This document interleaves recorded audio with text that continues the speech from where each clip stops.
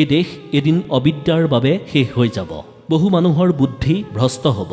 বিবেকহীন মানুহবোৰে ধূৰ্তবোৰকে ভগৱান জ্ঞান কৰিব আৰু ধুৰন্ধৰ এচামকে দেৱতাৰ আসনত বহুৱাই তেওঁলোকে পূজা কৰিব।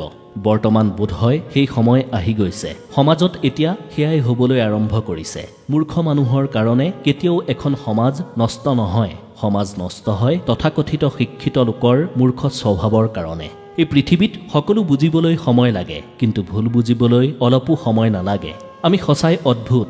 আমি দুখতো কান্দো, সুখতো কান্দো। থিয়েটাৰ চিনেমাৰ কৰুণ দৃশ্য চাই আমি কান্দো আৰু বাস্তৱত কাৰোবাৰ দুখ দেখিলে আমি আনন্দ কৰোঁ।